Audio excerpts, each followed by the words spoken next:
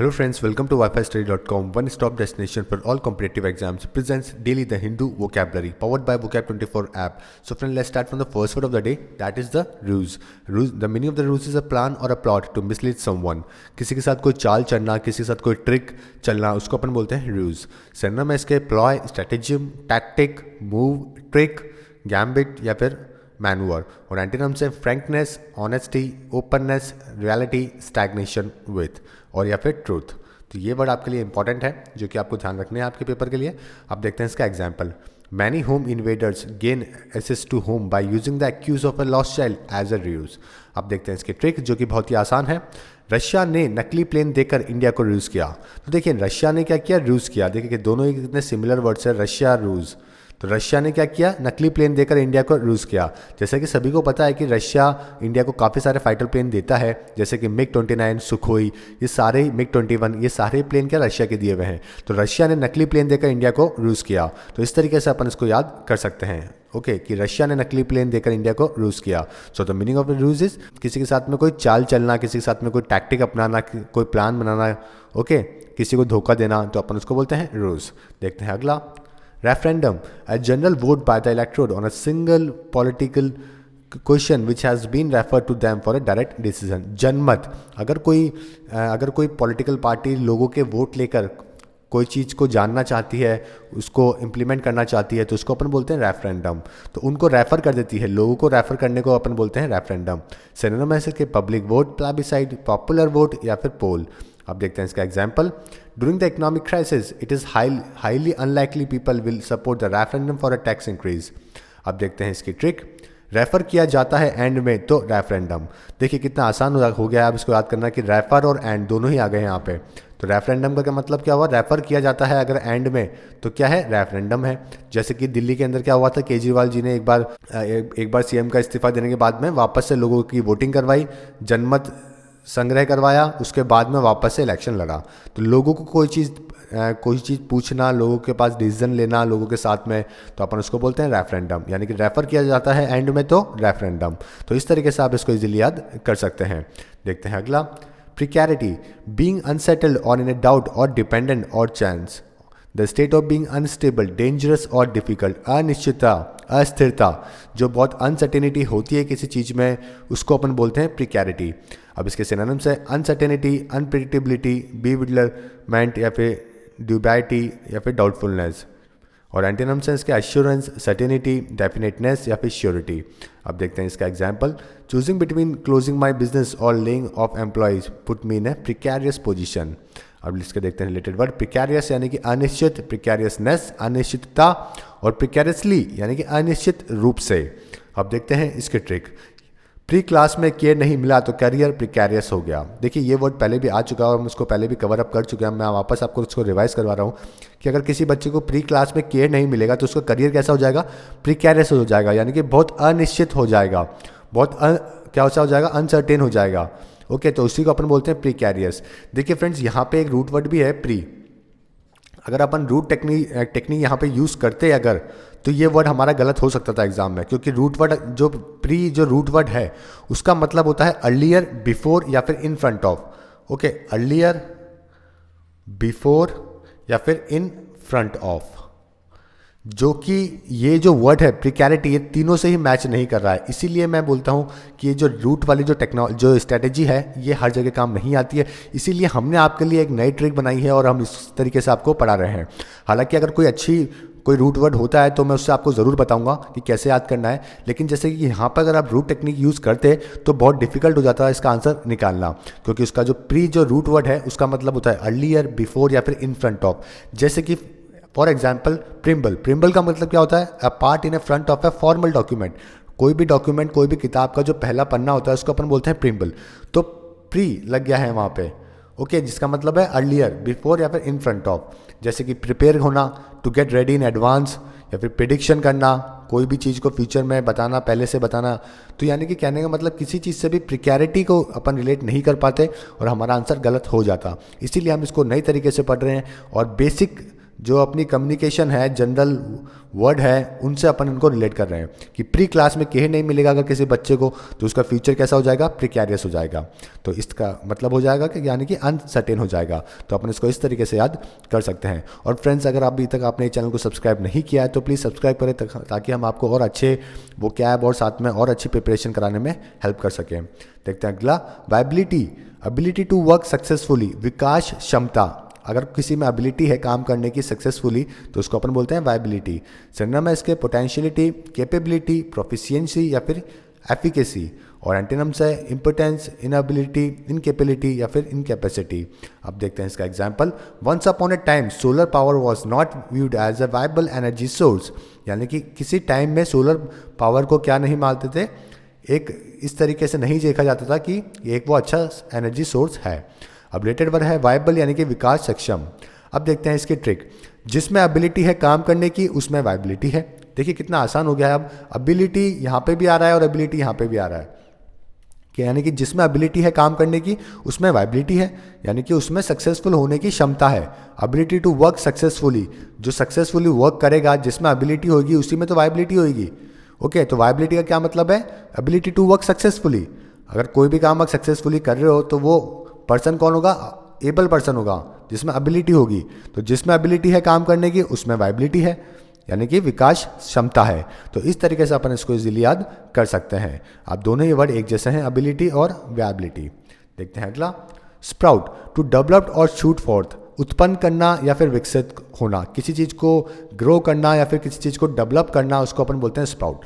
Synonyms है इसके germinate, grow, develop, arise या फिर इमर्ज। और एंटीनम्स है ऑल्ट, स्टॉप, डाई, श्रिंक या फिर श्रिवल। अब देखते हैं इसका example. The young actor decided to spout a beard to give himself a more age appearance, यानी कि एक यंग एक्टर ने क्या किया, अपनी दाढ़ी को बढ़ा लिया ताकि एक एज्ड अपीयरेंस के लिए, मूवी के लिए क्या, एक वो बड़ा उम्र में ज़्यादा बड़ा दिखे। अब इसकी वर्ब फॉर्म है स्प्राउट, स्प्राउटेड एंड स्प्राउटेड। अब देखते हैं इसके ट्रिक। स्प्राउट्स खाने से बॉडी स्प्राउट होती है। तो देखिए कितना आसान है। अब स्प्राउट्स खाने से अंकुरित जो अपना अनाज होता है, अंकुरित, अपन इसको हिंदी में अंकुरित बोलते हैं, जैसे कि ये है। तो स्प्राउट्स खाने से बॉडी क्या होती है, स्प्राउट होती है, यानी कि बॉडी ग्रो करती है। अगर कोई जिम जाएगा तो उसको ट्रेनर हमेशा बोलेगा कि स्प्राउट्स खाने चाहिए ताकि उसकी मसल ग्रो करे। ओके, तो स्प्राउट्स खाने से बॉडी क्या होती है, स्प्राउट होती है, यानी कि ग्रो करती है, विकसित करती है, डेवलप होती है। तो देखिए दोनों ही वर्ड एक जैसे हैं और आप इसको ईजिली याद कर सकते हैं इस तरीके से। स्प्राउट भी है, यहाँ पे भी स्प्राउट और यहाँ पे भी स्प्राउट। देखते हैं अगला।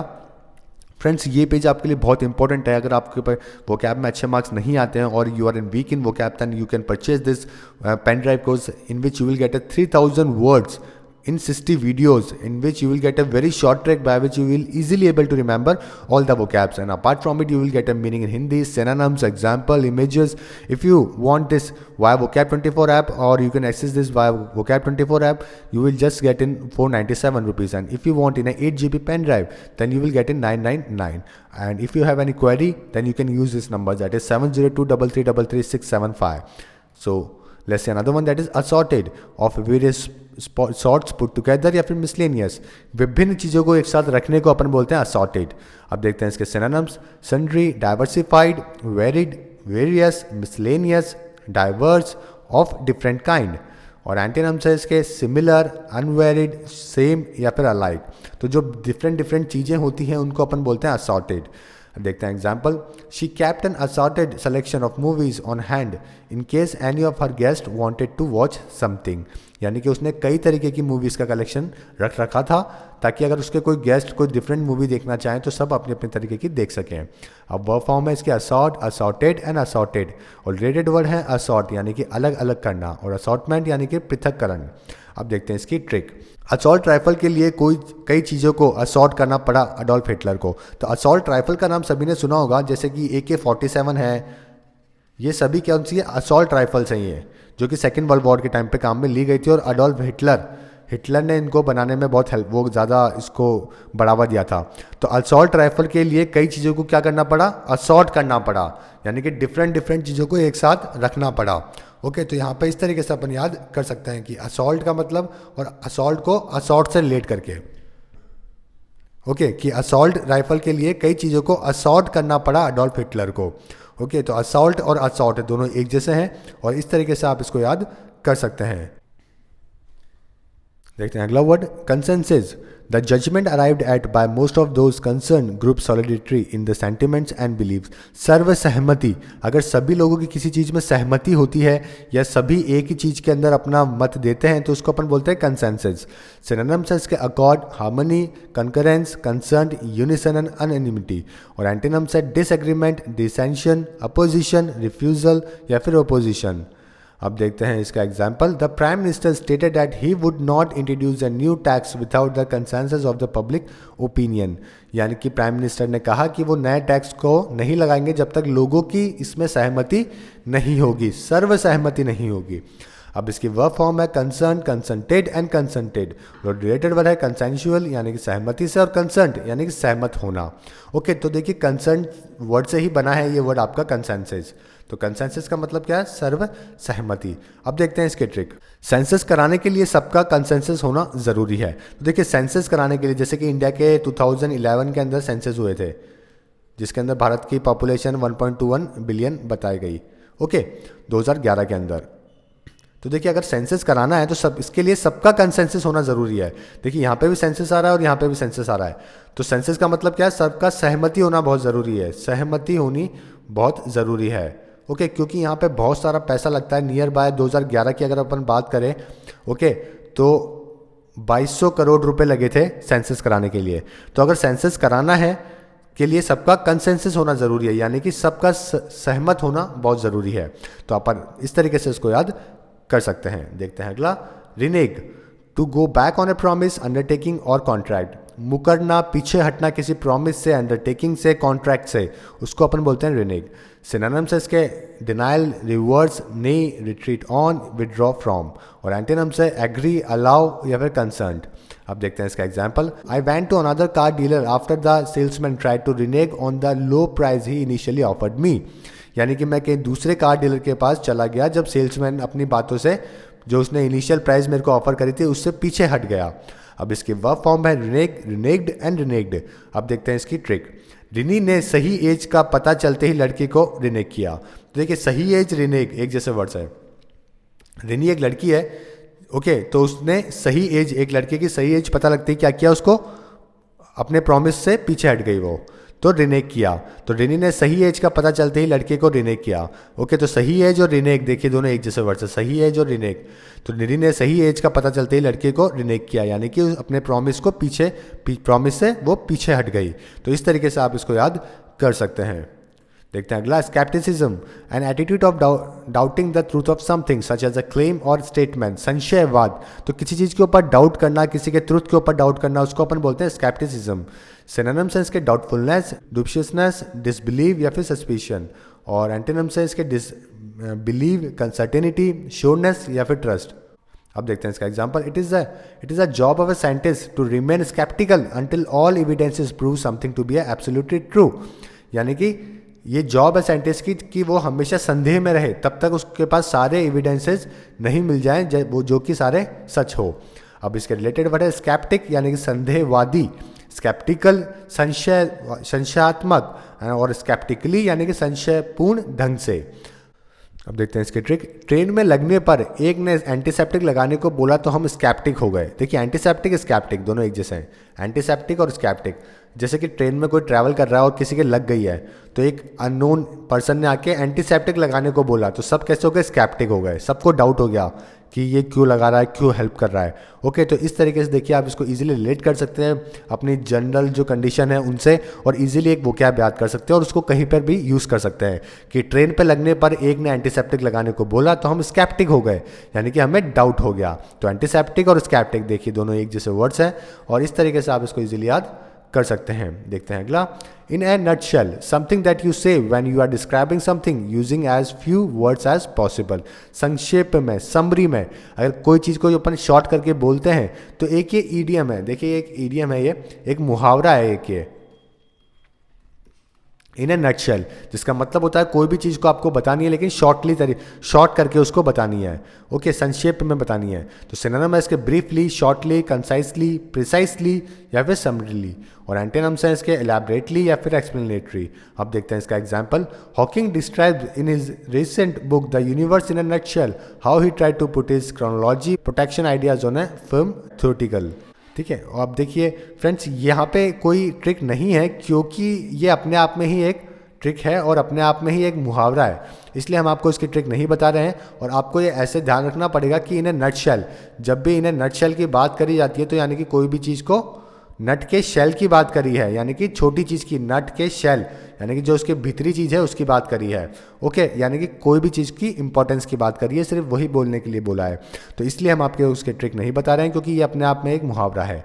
ओके फ्रेंड्स, एक वापस से इनको रिवाइज करेंगे सो दैट वापस आपको अच्छे से याद हो जाए। इन ए नटशेल यानी कि संक्षेप में। स्केप्टिसिज्म यानी कि डाउट करना किसी की चीज़ के ऊपर। रिनेग मुकरना। कंसेंसस सर्वसहमति। असॉर्टेड कोई चीज़ को इकट्ठा करना भिन्न भिन्न तरीके की। स्प्राउट टू डेवलप करना, विकसित होना। वायबिलिटी विकास क्षमता। प्रिकैरिटी अनिश्चितता, कोई भी जो चीज़ अनसेटल होती है। रेफरेंडम जनमत। रूज चाल चलना। सो फ्रेंड्स, ये आज के वोकैब थे और हमने आपको ये बहुत अच्छे तरीके से बताने की पूरी कोशिश करी है। उम्मीद है आपको पसंद आए होंगे। और सबसे पहले चलते हैं क्वेश्चन ऑफ द डे में, जो कि हमने 31 जैन 2017 को पूछा था।